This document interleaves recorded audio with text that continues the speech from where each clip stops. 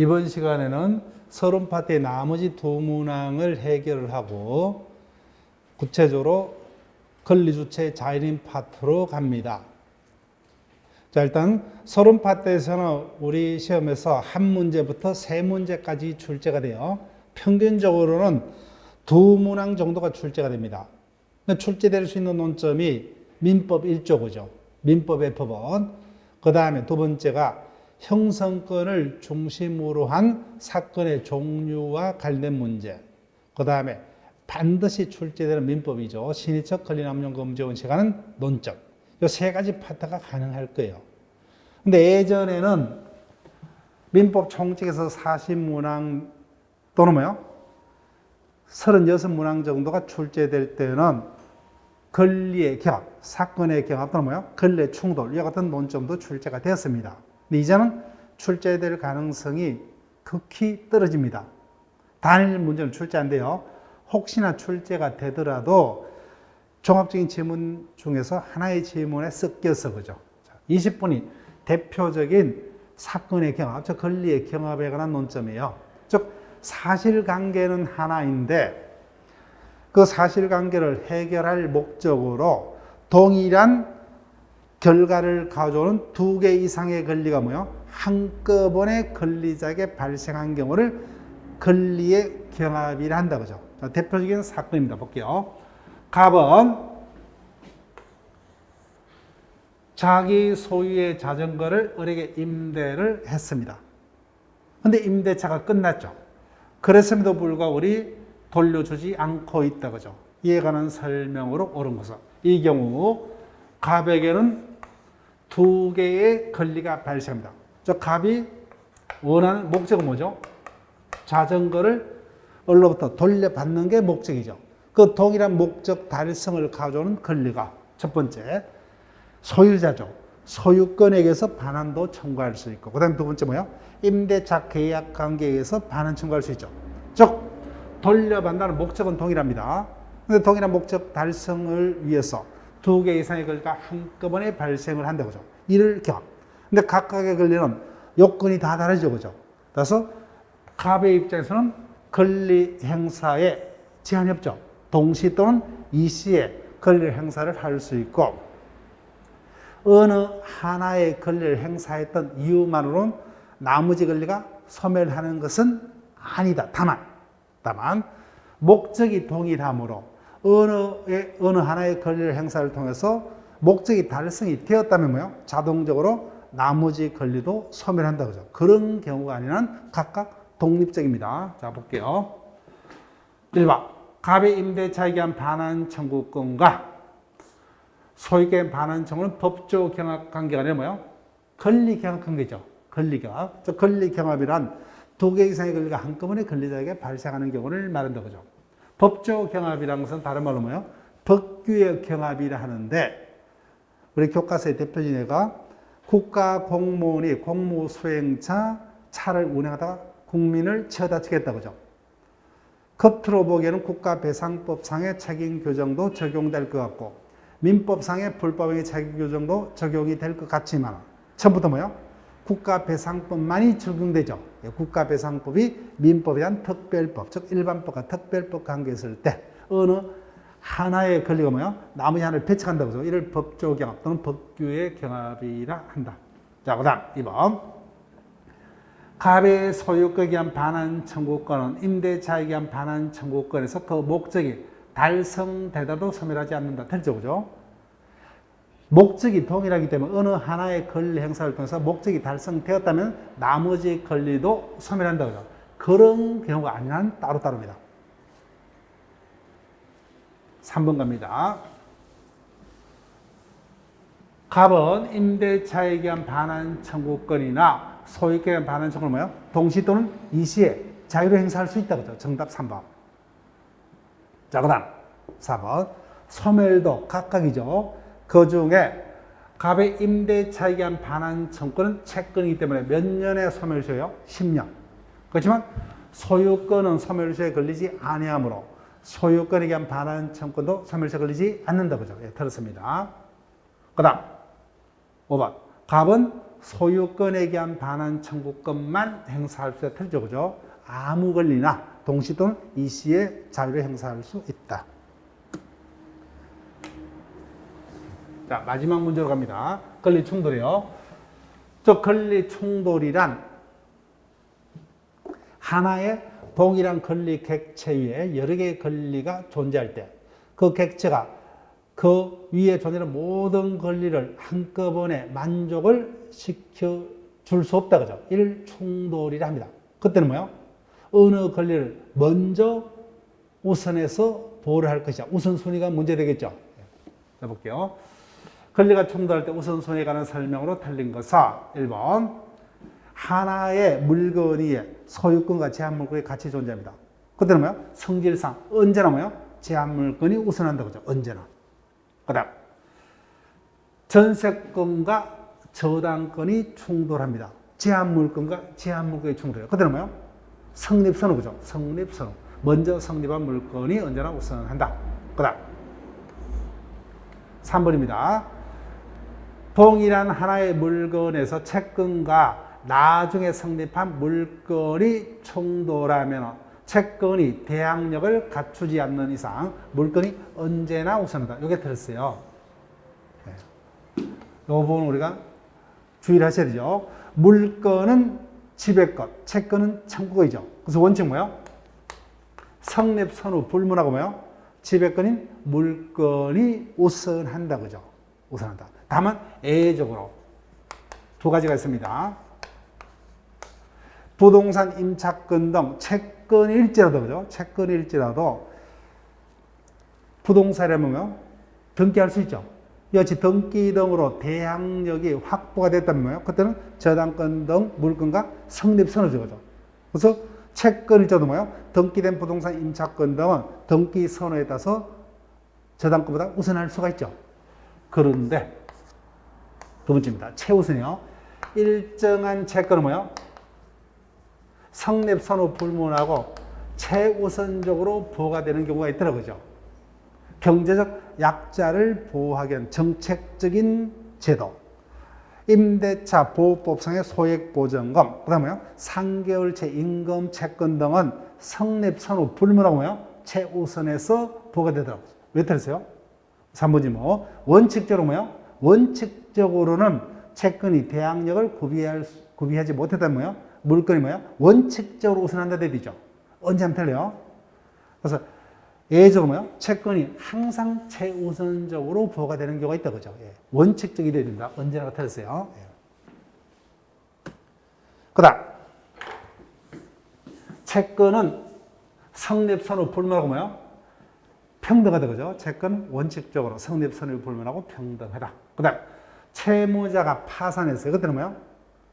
모든 채권자들은 그죠? 채권액에 따라서 뭐요? 법원이 안분 비례해서 변제를 한다. 그죠? 자, 여기까지가 민법 총칙 중에서도 서론 파트가 실려있는 내용이었습니다.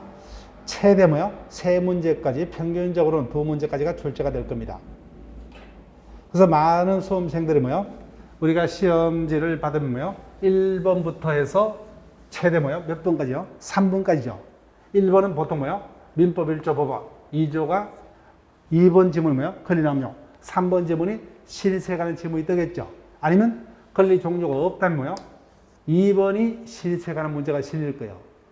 자, 그러면 제가 미리 하나 언급을 드릴게요. 평소에 뭐요? 내가 항상 1조 문제, 그죠? 2조 신의적 권리 남용 금지 원칙 문제가 항상 뭐야? 헤매더라고요. 항상 내가 각종 모의고사 또는 문제집을 통해서 연습할 때 항상 1, 2번 지문은 항상 내가 확신을 못 가지고 뭐야? 헤매는 경우가 많더라. 그러면 당일날도 뭐야? 그럴 가능성이 있기 때문에 이 부분 의도적으로 넘기세요. 넘기고 뭐야? 다른 내가 평소에 확률이 높았던 순서 위주로 그죠? 먼저 해결하고 나중에도 마음이 차분하게 가라앉았을 때 그죠? 돌아와서 1, 2번 지문을 왜 1, 2번 지문이 개별적으로 힘들 수가 있느냐? 지문이 뭐야? 상당히 추상적으로 진행이 될 가능성이 많기 때문에 그죠? 즉 신의적 관리 남용 금지 원칙은 대표적인 일반 조항이죠. 그래서 내용이 아주 뭐야? 추상적으로 되어 있어요. 추상적으로 되어 있기 때문에 그래서 내가 평소에 그 부분에 익숙치 못하고 자신감을 가지지 못한 경우라면 뭐요? 순서를 바꿔서 그래서 앞으로 뭐요? 모의고사 파트도 그렇게 한번 연습을 해보세요. 내가 항상 1, 2번 지문에서 좀 자신감이 없다 그러면 나머지 지문부터 먼저 풀고 어느 정도 마음이 가라앉았을 때 다시 돌아와서 해결하는 식으로. 자, 자연인 파트입니다. 자, 권리 주체에는 자연인과 법인 두 명이 있죠. 나머지는 일체 권리 능력이 없죠. 그죠? 일체 권리 능력이 없습니다. 그때 권리 주체에서는 평균적으로 5문제에서 7문제까지가 출제가 되는데 보통 뭐야? 5문제 내지 6문제. 그래서 자연인 파트에서 뭐야? 2, 3문제, 법인 파트에서 2, 3문제 이렇게 출제가 될 겁니다. 자, 그러면 요약서, 문제집의 요약서를 간단히 우리가 확인하고 진행을 할게요. 그럼 우리 시험에서 출제될 수 있는 게 첫 번째 논점 뭐요? 태아 파트죠. 태아. 태아는 원칙적으로 뭐요? 권리를 가질 수가 없죠. 그죠? 다만 여러 가지 문제점이 있기 때문에 우리 법도 태아도 예외적으로는 보한다. 그죠? 그때 예외적으로 뭐야? 개별적인 5가지 경우에 한해서나 불법에 의한 손해배상 청구권, 재산상속권, 대섭상속권, 유류분권, 그 다음 뭐요? 유정에 있어서만 태아가 예외적으로 보호됩니다. 그때 태아가 보호되는 경우에도 구체적 이론 구성을 어떻게 할 것이냐. 그죠? 즉 5가지 경우 법조문은 이와 같은 경우는 태아가 이미 출생한 것으로 본다. 이렇게만 규정되어 있죠. 그 구체적 의미와 관련해서는 정지 조건서를 취하는 판례와 해제 조건서를 취한 학설이 대립하고 있죠. 각각의 특징적인 모습은 기억을 하셔야 돼요. 판례는 예외적으로 보호되는 5가지 경우일지라도 뭐야? 태아인 동안에는 구체적으로 권리 행사하지 못하죠. 그죠? 그래서 살아서 출생하면 뭐야? 출생의 시기를 문제된 사건까지 소급해서 그때부터 뭐야? 태어난 때부터 현실적으로 권리를 행사할 수 있다는 입장이 판례입니다. 그럼 태아에게는 불리하다. 그죠? 근데 반대로 해제 조건서인 학설은 태아인 동안에도 5가지 경우 뭐요? 태아인 상태에서 현실적으로 권리를 행사할 수 있다. 그죠? 다만 사산인 경우는 뭐요? 전부 다 소급서 없던 것으로 태아에게 상대적으로 유리합니다. 그래서 각각의 차이점은 판례하면 뭐요? 태아인 동안에는 권리 행사 못하므로 태아를 대신할 법정 대리인 제도가 있을 수가 없죠. 근데 학설은 뭐요? 태아인 동안에도 권리를 행사할 수 있으므로 태아를 대신할 법정 대리인 제도가 인정이 됩니다. 그 다음에 가장 중요한 거. 이론적 구성만 다를 뿐 학설이 됐던 판례가 됐던 뭐요? 태아가 살아서 출생을 해야 된다. 따라서 처음부터 뭐요? 사산인 경우는 어떤 경우도 태아는 권리를 가질 수 없다. 그죠? 없다. 그 다음 권리 능력 소멸과 관련해서는 시신이 확인이 되리죠. 자연인의 경우는 권리 능력 소멸 사유가 유일하게 사망밖에 없습니다. 그런데 시신이 확인 안 됩니다. 그때 그 자들을 뭐요? 법적으로 사망자로 다루기 위한 제도가 뭐요? 인정사망제도. 그 다음에 민법에서 뭐요? 본격적으로 배우는 실종선고제도 2개가 있죠. 인정사망제도는 일정 요건에서 그 자를 사망자로 추정. 실종선고 뭐요? 사망자로 간주만 할 뿐. 그죠? 절대로 권리능 소멸 사유는 아니다. 그 다음 동시 사망은 시신 확인됐어요. 권리 능력은 소멸했다. 그죠? 다만 상속인을 정하면서 불합리한 문제가 있기 때문에 동일한 인원으로 복수의 사람이 사망한 경우에는 그 같은 불합리한 문제점을 해결하기 위해서 동시에 사망한 것으로 추정한다. 그죠? 그 효과가 동시에 사망한 자들 사이에는 상속이 일어나지 않는다. 자, 일단 여기까지 가는 지문들을 문제를 통해서 확인을 해봅니다. 총 문제가 뭐예요? 8문제 정도가 여기까지 실렸을 거예요. 자, 갑니다. 1번. 자연인의 권리 능력에 관한 설명을 옳은 것은 권리 능력은 가족관계 등록부의 기준으로 그 취득이 추정되므로 그 기재가 진실에 반한 사정이 있더라도 번복하지 못한다. 이런 질문은 절대로 안 틀리죠. 그죠? 즉 출생을 해야만 자연이죠. 이때 출생은 뭐예요? 실질 관계에 따라서 그죠. 그래서 가족관계 등록번호는 추정의 문제일 뿐 그죠. 실질에 따라서 이를 당연히 번복할 수 있다 그죠. 번복할 수 있다. 그다음 동시 사망이 인정이 되는 경우도 대섭상속은 인정될 수 있다. 일단 모르겠다 그죠. 일단 넘어갑니다. 넘어가요. 1번 지문 틀릴 수 없으니까. 그다음 제일 중요한 게 일단 3번인데 보세요. 태아가 살아서 출생했어요. 그럼 뭐요? 태아는 5가지 경우는 보가 되죠. 그죠? 3번 태아인 동안에 부가 교통사고로 사망을 했다. 그죠? 그럼 판례 뭐요? 그 동안에는 권리 행사 못하죠. 근데 그 위에 태아가 살아서 출생을 했다면 뭐요? 아버지의 사망에 따른 정신적 고통의 위자료 청구할 수 있다가 되죠. 있다. 예, 들었습니다. 그 다음 3번 4번 사선이 태아가 살아서 출생했습니까? 처음부터 죽어서 출생했어요? 처음부터 죽어서 그죠? 그때는 뭐예요? 볼표도 없죠. 어떠한 경우도 뭐예요? 태아는 권리를 가질 수 없다죠. 없다. 그 다음 실종선고는 뭐예요? 사망을 간주하는 제도죠. 그죠? 그래서 정답이 뭐예요? 2번밖에 될 게 없죠. 그죠? 2번밖에. 자, 일단은 설명을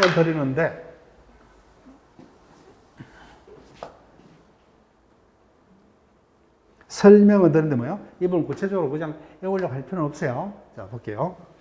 자, 대섭상속이란 제도.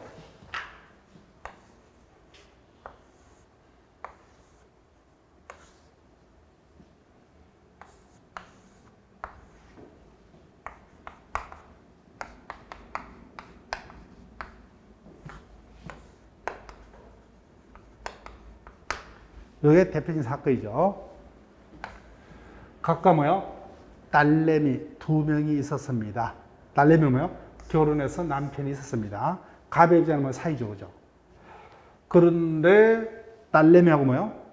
아빠가 동남아 여행을 갔다가 비행기 추락으로 사망했어요. 사망했습니다. 자, 만약에 간만 사망했다면은 상속인이 1순위잖아 뭐요? 을밖에 없죠. 100% 단독 상속이죠. 상속받았어요. 을도 사망했다면 을의 재산 누구예요? 사이가 남편이 단독 상속하죠. 그죠? 자, 그런데 을이 먼저 죽어버렸어요. 최소한 상속인이 상속을 받으려면 뭐요? 피상속인보다 조금이라도 오래 살아야 됩니다. 근데 먼저 사망했기 때문에 상속권이 없죠. 그때는 뭐요? 남편이 뭐요? 부인이 가졌을 상속 수리를 이어받아서 갑을 상속을 합니다. 여기 뭐야? 대섭상속이에요. 대섭상속. 근데 이 경우 동시에 사망한 자들끼리는 상속이 없다 그랬죠. 그럼 이 경우는 어떻게 할 거냐고요. 자, 이 자가 뭐야? 당연히 뒤에 죽었다면 뭐야? 을이 갑을 상속했다가 결론 남편이 다 물려받죠. 그죠? 근데 을이 먼저 죽었다라도 뭐야? 갑의 재산 누구예요? 남편이 뭐요? 부인을 대섭해서 갑의 재산을 뭐요? 다 상속받습니다. 그럼 동시에 죽은 게 어떡할 거냐? 그럼 판례가 뭐요? 먼저 죽었다라도 뭐요? 남편이 그죠? 그럼 당연히 뭐요? 동시에 죽은 경우는 당연히 남편이 부인을 대섭을 할 수 있다는 겁니다. 대섭을 할 수 있다. 그 결론 뭐요? 갑의 사이가 뭐요? 갑의 재산을 단독 상속을 하는 거예요. 그죠? 그래서 여하튼 동시 사망이 인정된 것도 대섭상속이 인정될 수 있어요. 굳이 애우는 게 아니라 그죠? 나머지 지문들이 틀렸기 때문에 2번이 답이 된다. 이런 식으로 문제를 풀 수 있도록 연습을 하셔야 돼요. 네. 왜? 대섭상속 자체는 상속법의 문제이기 때문에 구체적으로 뭐요? 그 요건 등 우리 시험 문제가 아니에요. 태아도 뭐요? 대섭상속권이 있다. 그런 정도만 우리 민법 총칙의 문제입니다.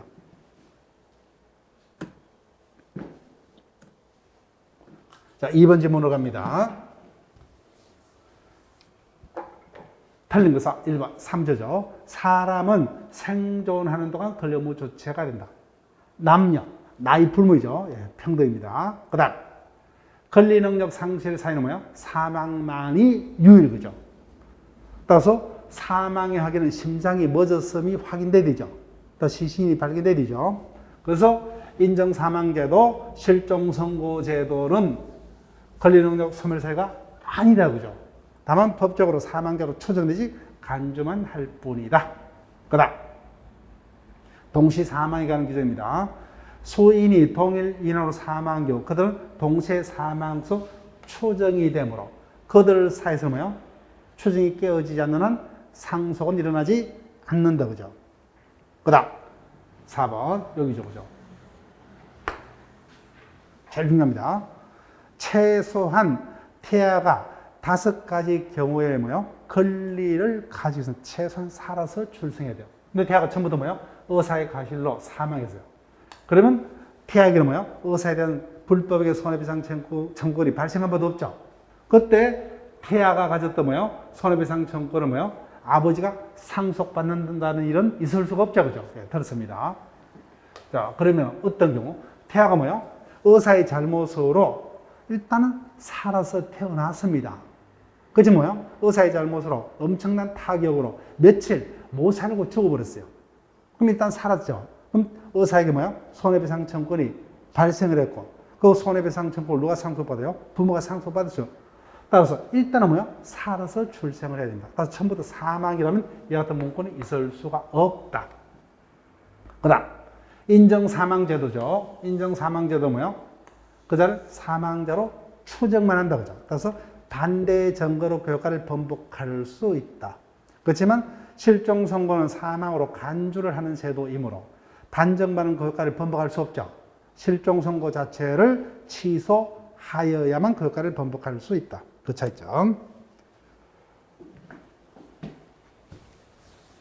3번 질문으로 갑니다. 틀린 것을 모두 고르면 술에 많지 않은 미성년자의 법률에는 취소할 수 없다. 틀렸어요. 의사 능력과 행위 능력의 결합의 문제죠. 미성년자의 단독에는 당연히 취소할 수 있죠. 근데 뭐요? 만취 상태자의 행위는 뭐요? 의사 능력이 없었기 때문에 무효이다. 그죠? 그래서 하나의 행위에 무효 원인도 있고 뭐요? 취소 원인도 동시에 존재하죠. 그때 뭐요? 미성년자는 뭐요? 제한 능력자의 행위임을 이유로 취소도 할 수 있고 뭐요? 의사 무능력자의 행위라는 이유로 무효도 주장할 수 있죠. 그죠? 아무거나 주장할 수 있다. 그죠? 네, 들었습니다. 그 다음 행위 능력에 관한 민법 규정은 강행 규정이다. 그죠? 강행 규정. 그 다음 의사 능력은 뭐요? 구체적 법률 행위마다 개별적으로 판단을 해야 하므로 그에 관한 규정을 둘 수 없죠. 그죠? 민법에는 규정이 없다. 그죠? 없다. 그 다음 리얼 을필이 틀립니다. 친권자는 누구에게만 존재합니까? 미성년자에게만. 21세니까 뭐요? 성년자이기 때문에 부모님만 계시지 친권자는 없어요. 친권자는 누구에게만? 미성년자에게만. 그 다음 제한 능력자도 뭐요? 타인의 대리인이 될 수 있죠. 그래서 미성년자 등 제한 능력자도 타인의 대리인이 될 수 있다. 그죠? 있다. 그래서 조합은 여러분들이 아시고 4번 질문으로 갑니다.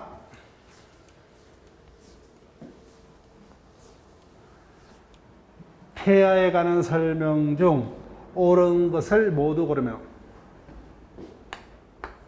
태아는 정년은 받을 수 없다. 맞죠? 그죠? 정년은 받을 수 없다. 태아가 예외적으로 보호되는 경우는 5가지죠. 불법행위에 대한 손해배상 청구권, 재산상속권, 대섭상속권, 유류분권, 유정을 받을 권리, 여기밖에 없죠. 그 다음, 키포인트입니다. 태아가 교통사고로 사산이죠. 그죠? 사산. 그럼 처음부터 태아에게는 불법행위에 의한 손해배상 청구권이 생긴 바도 없죠. 그 손해배상 청구는 뭐예요? 아빠가 상속받는다는 일은 더욱더 있을 수가 없다. 그죠? 예, 들었습니다. 그 다음, 이거 부가 교통사고로 상해를 입은 경우 판례는 뭐예요? 태아인 동안에는 그때는 뭐예요? 위자료를 청구할 수 없죠. 그죠? 언제요? 태어나야만. 그죠? 태어나야만 그때부터 위자료를 청구할 수 있다. 그래서 5가지 경우일지라도 태아인 동안은 현실적으로 자신의 권리를 행사할 수 없다. 그죠? 없다. 그다음 리얼 태아의 법적 지위에 관한 정지 조건설의 견해가 판례죠. 판례 뭐야? 태아에게 불리하다죠. 그죠? 불리하다. 예. 들었죠? 그래서 여러분들이 조합은 여러분들이 할게요. 기업과 디귿이 맞는 거죠. 그죠? 기업과 디귿이 맞는 겁니다. 5번 질문 갑니다. 권리 주체에 관한 설명으로 옳지 아니한 것은 의사능력의 판단식이죠. 의사능력은 여기 의사능력 개념인데 굳이 알 필요 없다. 그죠? 예. 의사능력이란 자신의 행위 의미와 결과를 합리적으로 판단할 수 있는 정신능력을 의사능력이라 하고, 의사능력은 뭐요? 행위의 종류와 사람마다 다 다르죠. 그죠? 그래서 구체적인 법률 행위와 관해서 개별적으로, 그래서 행위의 종류에 따라서 그 능력의 정도가 다릅니다. 그래서 수업 시간에 이런 예를 들었죠. 초등학교 3학년짜리도 뭐요? 자신이 용돈을 받은 돈으로 문방구에 가서 자신이 원하는 학용품을 선택해서 구입할 능력이 있다고 하죠. 그와 같은 경우는 의사 능력이 있습니다. 그렇지만 초등학교 3학년생이 할아버지로부터 뭐요? 상속받은 강남의 빌딩 건물을 매도할 수 있는 능력은 없죠. 그죠? 그래서 개개 행위마다 다릅니다. 그래서 어떠한 법률 행위가 일상적인 의미만으로 알기 어려워 특별한 뭐요? 법적 의미 등이 있는 경우, 그다음 뭐요? 의사 능력이 있다 해서 뭐요? 그와 같은 의미를 이해할 수 있는 경우 뭐요? 의사 능력이 인정이 될 수 있다 그죠? 그래서 이 표현이 지문이 될 수 있죠. 그다음 3번. 답은 쉽게 떴어요. 우리 법은 태아의 보호와 같이 뭐요? 일반적 보호주의가 아니라 뭐요? 개별적 보호주의를 취하고 있다고 하죠. 5가지 경우만 예외적으로. 그 다음 4번 태아 인도하는 법정 대리인이 있을 수 없고, 맞죠? 그죠? 그 다음에 태아는 뭐요? 정려를 받을 수 없죠. 그죠? 그래서 법정 대리에서 정려받는 행위 할 수 없다. 판례 맞습니다. 그 다음 피상속인과 그의 직계비속 또는 형제자매가 동시에 사망한 것으로 추정되는 경우도 대섭상속은 할 수 있다. 6번으로 갑니다. 태아에게 권리 능력이 인정되는 경우 5가지죠. 불법행위에 의한 손해배상 청구권, 재산상속권, 대섭상속권, 유류분권, 유정을 받을 권리. 그렇게 해도 상속받을 수 있죠. 유정받을 수 있어요. 불법행위는 손해배상 받을 수 있죠. 나머지는 일치 안 된다 그러죠. 나머지는 일치 안 됩니다.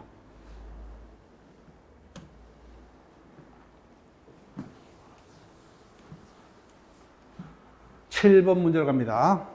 옳은 것은 애완견은 물건을 소유할 수 있다. 됐죠, 그죠? 이와 같이 소유권 등 권리를 가질 수 있는 자는 누구밖에 없어요? 자연인과 법인밖에 없죠, 그죠? 반려동물이 어떤 물건 등의 소유자가 될 수는 없다. 그 다음 사망한 사람이 채무를 부담할 수가 없죠, 그죠? 사망한 사람의 채무는 원칙 누구가 부담자가 돼요? 상속인이, 그죠? 상속이 상속됩니다. 그 다음 사단법인의 소유의 물건은 사원들의 공동 소유이다. 을피한 편입니다. 사단법인이요. 사단법인의 소유 물건은 사원들의 공동 소유입니까? 사단법인의 단독 소유요? 사단법인의 단독 소유입니다. 이자는 뭐요? 우리하고 똑같이 권리 주체입니다. 이자도 물건에 대한 소유자가 될 수 있죠. 그 다음 그래서 틀렸어요. 4번 치매로 사물을 판단할 능력이 전혀 없는 사람도 뭐요?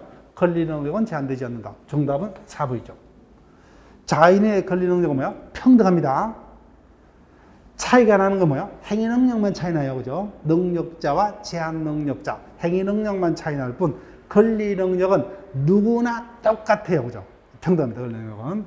그 다음 5번 태아는 사람과 동일한 권리 능력을 가진다. 틀죠. 그죠? 예. 태아는 권리 주체가 아니에요. 예. 8번 지문으로 갑니다.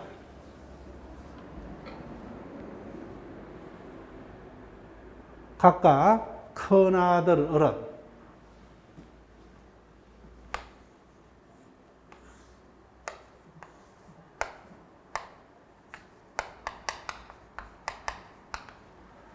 계곡에서 물놀이 중 폭우로 갑자기 불어난 급류에 휩쓸려 익사했다. 사망했죠, 그죠? 예. 권리 능력 소멸됐습니다. 이튿날 가벌의 사체는 모두 발견되었다. 근데 뭐요? 사망의 선우를 알 수 없죠. 그럼 뭐요? 동사초정이죠, 그죠? 동사초정. 갑의 유적으로 뭐요? 피한정 후결인인 부인인 거죠. 예, 제한 능력자입니다. 그 다음, 작은 아들 정이 있다, 그죠?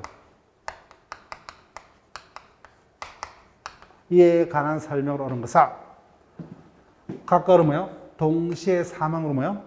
주의해달라 그러죠? 동시에 사망으로 추정한다 그죠? 추정. 그 추정을 간주교정으로 속일 수 있고. 그 다음 2번 빈턴입니다. 가벌은 시신이 확인됐죠? 인정사망제도와 실종선고제도는 시신이 발견되지 아니한 경우에 법적인 문제를 해결하기 위해서 사망제로 뭐요? 추정되지 간주하는 제도죠. 시신이 발견된 경우는 바로 그냥 호적부의 사망제도 기재입니다. 시신 발견됐어요. 그래서 인정사망제도에 의해서 틀렸다 그죠? 예. 그 다음 당연히 답은 쉽게 떴습니다. 동시 사망자 사이에는 상속이 일어나지 않는다 그죠? 정답은 3번이고 4번 가족관계 등록부에 사망으로 기재되지 않는 한 가벌의 권리능력 소멸되지 않는다. 말도 안 되죠. 자연의 권리능력 소멸 시기는 사망. 이때 사망의 시기는 뭐야? 심장이 멎었을 때 그죠? 실질적으로 판단합니다. 그 다음 5번 부인병은 제한능력자이므로 작은 아들 정이 뭐야? 일당 각거의 재산을 단독으로 상속한다. 틀렸어요. 권리능력은 뭐야? 평등하다고 했습니다. 따라서 제한능력자도 뭐야? 권리능력은 제한되지 않는다. 뭐만 제한돼요? 행위능력만 제한될 뿐이에요. 예. 자, 지금껏 자연인의 권리능력 시기가 뭐요? 종기에 관한 논점, 폐화와 동시 사망대에 관한 어떤 출제 예상되는 어떤 지문 형태를 다뤘습니다. 자, 여러분들이 다시 요약 파트를 볼게요. 제한능력자 파트 보세요. 제한능력자에는 3명이죠. 나이에 따른 제한능력자인 미성년자와 그다음에 뭐야? 재판에 따른 제한능력자인 피성년 후견인과 피한정 후견인이 있습니다. 그 중에 뭐야? 이론적으로는 제일 중요한 자가 미성년자죠. 미성년자는 뭐야? 자신의 어떤 소유 재산이 있더라도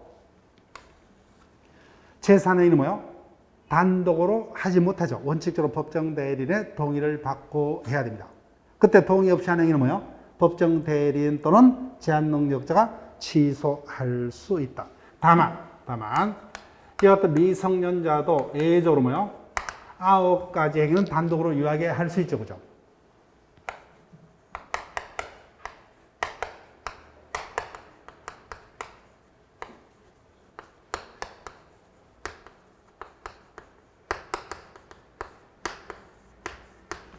자, 그 중에서 뭐요? 내용까지 우리가 꼼꼼히 검토할 것은 요 3가지 그죠? 나머지는 제목 정도만 그죠? 첫 번째, 단순히 권리만 얻거나 의무를 면하는 행위는 100% 유리하기 때문에 단독으로 이야기할 수 있다. 그래서 반대로 해석하면 뭐요? 권리와 의무가 동시에 발생하는 경우는 아무리 유리하더라도 단독으로 못하죠. 대표적인 게 뭐야? 유리한 매매계약 체결 등은 단독으로 할 수 없다. 그다음 두 번째, 6조. 법정 대리인이 범위를 정해서 처분을 허락한 재산은 임의로 처분할 수 있죠. 이때 처분 허락은 명시, 묵시적 제한이 없죠. 다만 처분을 허락했더라도 뭐요? 처분 행위를 하기 전에는 그 허락을 취소할 수 있죠. 취소할 수 있다. 그다음 제일 중요한 게 이거죠. 미성년자일지라도 법정 대리인이 종류로 뭐요? 특정해서 허락을 한 영업에 관해서는 성년자와 동일한 행위 능력이 인정된다. 따라서 그 범위 내에서는 법정 대리인의 대리권도 소멸하더라. 그렇지만 법정 대리인은 언제든지 뭐요? 영업의 허락을 취소할 수 있다. 다만 취소로서 선의 제3자인 대항하지 못한다. 나머지는 제목 정도 뭐죠. 제한 능력자도 타인의 대리인으로서 대리인을 유예하게 할 수 있고 근로계약의 처가 임금의 청구는 법정 대리 못합니다. 혼인한 경우 뭐요? 성년자가 되죠. 성년자로 간주되고 그다음에 무한 책임 사원이 됐다면 그 사원재산 행동 그다음에 뭐요?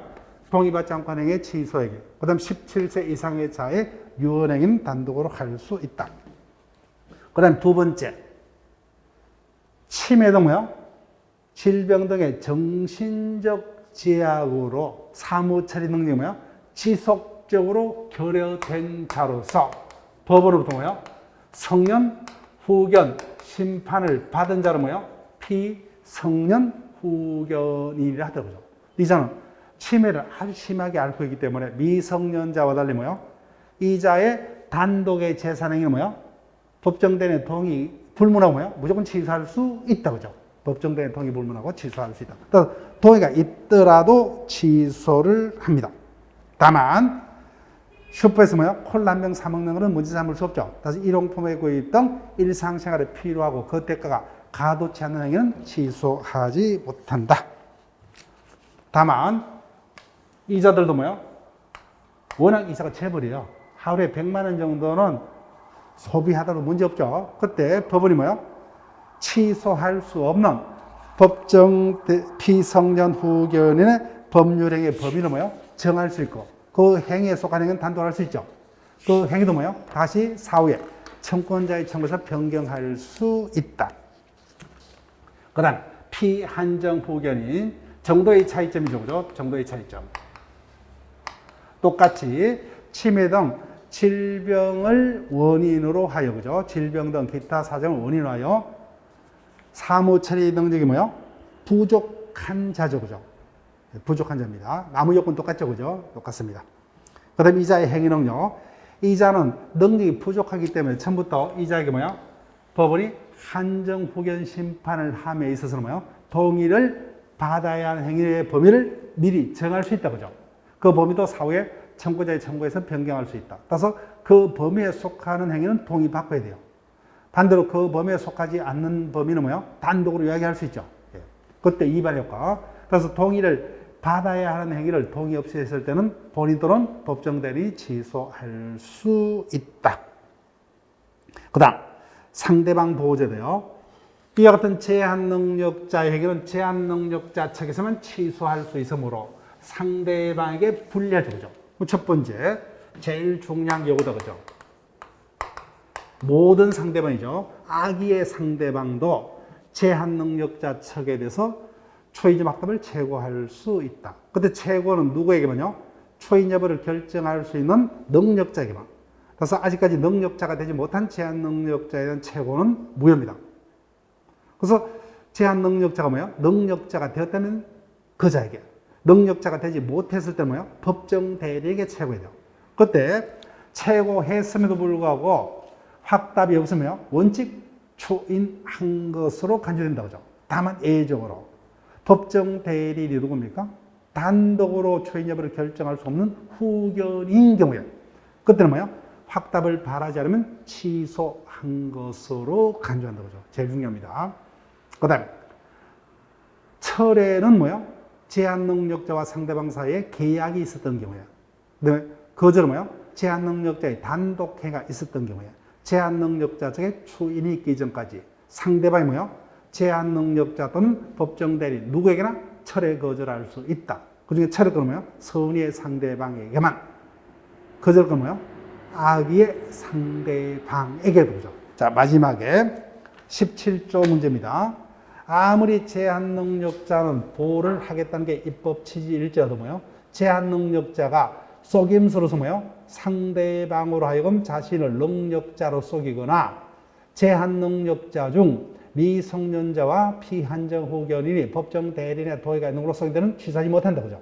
그렇지만 피성년 후견인의 경우는 앞서 법정 대리인 도의가 있더라도 의미가 없다 그랬죠. 그 동의가 있는 걸로 속이더라도 여전히 취소할 수 있다. 그죠?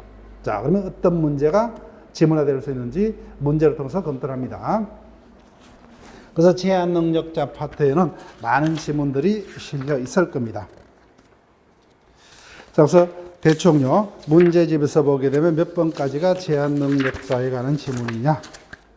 13문제가 실려있죠. 13문제 정도가 실렸습니다. 자, 볼게요. 1번. 미성년자의 행위 능력에 관한 설명 중 옳은 것은 미성년자일지라도 뭐요? 타인의 대리인수 대리행위는 뭐요? 유예할 수 있죠. 법정대리인의 동의를 요하지 않는다. 그죠? 들었습니다. 그 다음. 이 부분은 얼핏 읽으면 이제 문제가 될 수 있어요. 이미 뭐요? 무한 책임 사원이 되었다면, 그죠? 그 사원지에서 하는 행위는 단독으로 이야기할 수 있다. 근데 무한 책임 사원이 되려면 뭐요? 법정 대리인의 동의를 받고 무한 책임 사원이 되어야 됩니다. 이미 되었다면 뭐요? 그 사원 자격에서 하는 행위는 동의받을 필요가 없어요. 그래서 무한 책임 사원이 되려면 동의가 있어야 한다. 여기 틀렸어요. 동의가 있어야 됩니다. 되었다면 뭐요? 그때부터 뭐요? 사원 자격에서 하는 행위는 동의받을 필요 없죠. 그죠? 단독으로 이야기할 수 있다. 그 다음, 미성년자는 뭐요? 독자적으로 근로계약을 체결할 수 있지만 임금의 청구는 동의를 받아야 된다. 그죠? 예. 임금의 청구 근로계약은 법정 대리인이 대리 못합니다.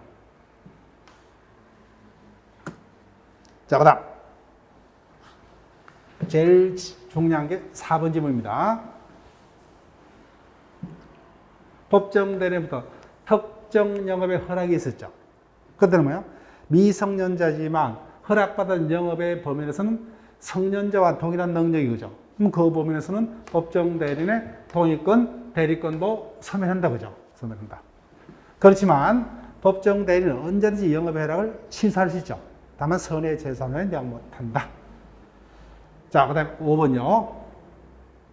처분이 허락된 재산으로 매수한 물건의 하자에 대한 담보 책임을 주장하여서는 미성년자는 법정 대리인의 동의를 받아야 한다. 틀렸습니다. 즉, 내가 미성년자가 뭐야? 아빠로부터 용돈을 받아서 그 용돈을 가지고 장난감을 샀죠. 근데 장난감에 하자가 있었습니다. 그럼 다시 뭐야? 새 것으로 교환하기 위해서 아버지의 허락을 받고 장난감 가게에 찾아가서 바꿔달라 해야 됩니까? 아니죠. 그죠? 그래서 허락받은 재산의 재차 처분 행위는 다시 허락받을 필요가 없다. 정답은 4번. 2번 질문으로 갑니다. 미성년자 값. 상대방 능력자 간의 계약입니다. 계약이 있었어요. 이에 관한 설명 중 옳은 것은 갑의 법정 대리 동의하면 이 계약은 확정적으로 유효. 동의받고 하는 행위는 취소 못하죠. 확정적으로 유효. 근데 동의의 방식은 제한이 없죠. 그죠? 명시, 묵시적으로. 그래서 그죠? 항상 동의의 방식, 허락의 방식은 제한이 없죠. 그죠? 예. 명시, 묵시적으로. 그 다음, 상대방이 계약 체결 시에 갑이 미성년자임을 알았다. 이는 악의자죠. 그죠? 그때 초인이기 전까지 자신의 의사표시를 처리할 수 있다. 그래서 처리는 뭐예요? 누구만이? 선의자만이 탈죠. 그죠? 그 다음 3번. 갑이 단독으로 을과의 계약을 체결한 후 사후에 제한 능력을 이유로 갑 스스로 이 계약을 취소하는 것은 뭐예요? 신축에 반하지 않는다가 되어 있죠. 제한 능력자의 취소 행위는 신축에 반하지 않는다. 그 다음 4번. 계약 체결 시에 을이 갑에게 나이를 물었을 때, 자, 4번 지문이 깊이 들어갑니다. 갑이 뭐야? 20세라 답했다. 서류를 조작해서 쏘겠습니까? 말로 쏘겠어요? 말로 그죠? 팔려면 취소권이 박탈되는 속임수가 되기 위해서는 적극적 속임수여야만 하죠. 그죠? 그러니까 생년월일을 구체적으로 조작하거나 동의서는 뭐야? 위조하는. 이와 같이 말로서 속이는 거 그죠? 성년자가 군대 갔다 왔다 사정이다. 팔려면 이와 같은 소극적인 속임수는 속임수가 아니기 때문에 뭐야? 여전히 취소할 수 있다죠. 있다. 이거 기억하시고. 그 정답 4번. 그 다음. 갑의 법정 대리에 인해서 이 계약이 갑의 제한 능력으로서 취소됐다고 하죠. 뒷부분까지 연결됐어요.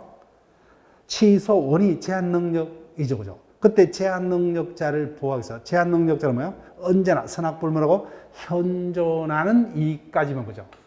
선악불문이죠. 그죠? 언제나 현존하는 이익까지만 반환하면 됩니다. 자, 여기까지 하고요. 쉬었다가 이어서 계속 진행을 합니다.